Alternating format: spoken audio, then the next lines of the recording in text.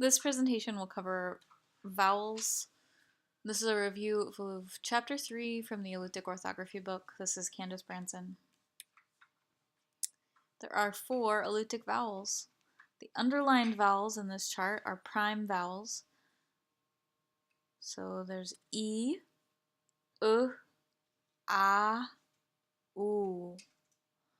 3 of the 4 vowels are prime vowels. E is the only vowel that is not prime. Prime vowels can be long or short and appear in vowel combinations. So we'll talk about long and short syllables in the next chapter on syllabification, but it's important to know that the prime vowels can appear in vowel combinations.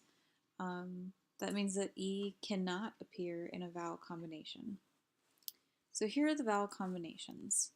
Vowel pairs are where 2 of the same vowel are in a single syllable.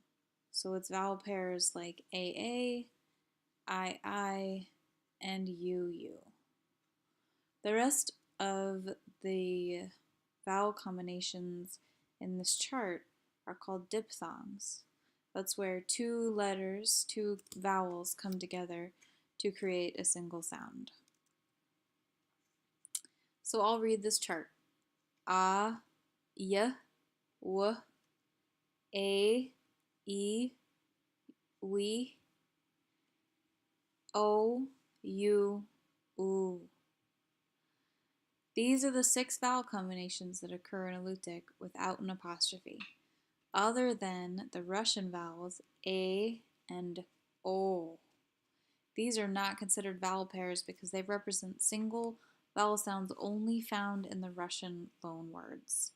So these are found in words like skolok and loshkak, as well as patredak. You should be able to recognize the difference between those words and these word combos, or letter combos. We do have an O here, but it is slightly different sounding than the Russian AU. Apostrophes can be used to separate single vowels, as in the top 3 examples. So tagukak, awai, chanaista. They can also separate vowel pairs or diphthongs and a single vowel, as in a, wauk, kalngak.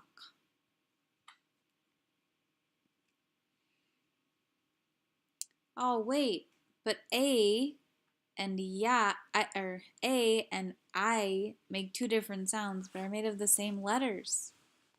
Yes, A is a diphthong, making 1 sound in a single syllable. I is not a diphthong, and the 2 letters make separate sounds in separate syllables. I is not a diphthong because the vowels are in separate syllables. This is the I used on chamai and used in the last slide on awai and janaista.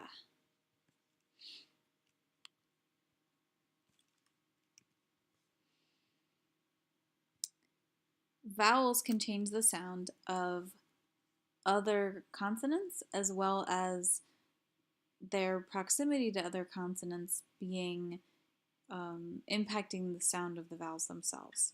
So Q and R are pronounced in the back of the mouth, so vowels that precede these letters are pronounced farther back in the mouth than normal, which changes their sound. Here are some examples. Kumuk, knuk, uchta, achanak, ugusik, ohok, agik, agik.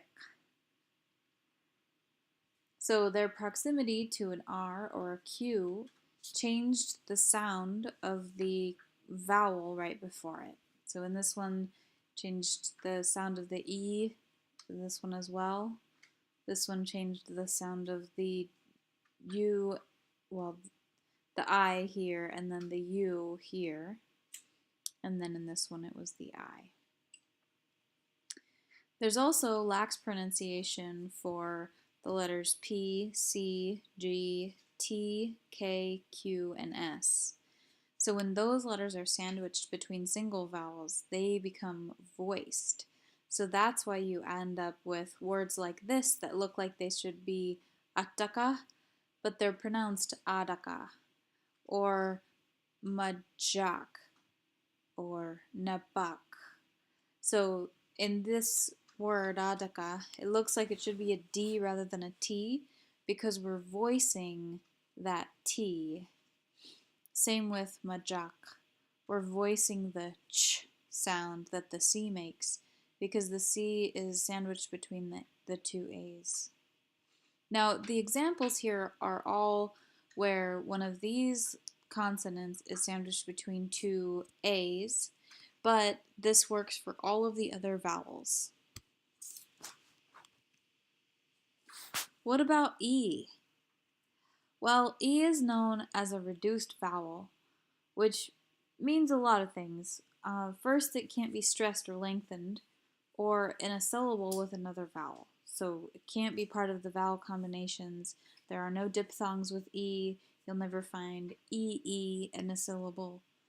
And stressing and lengthening is something that we go over when we talk about rhythm and prosody. But it's also often not pronounced or gets devoiced, so it'll be skipped over in the word pronunciation. When it is at the beginning of a word, like in agnak, which means day, or anglak, anglachtak, for laughing, then it is audible always. But that's only if it's at the beginning of the word. Otherwise, you really have to know which words or which people pronounce those E's at what times. Now, you have to keep in mind that an E that is not pronounced still affects the syllable structure and rhythm of words. So even if you don't pronounce it, it'll still show up in the syllable breakdown and affect the rhythm that you pronounce words with. That will cover our discussion on vowels today. Make sure you read the chapter. There are things that I did not cover, but I just wanted to go over these so that we didn't have to spend too much time on it in class. So have a wonderful week.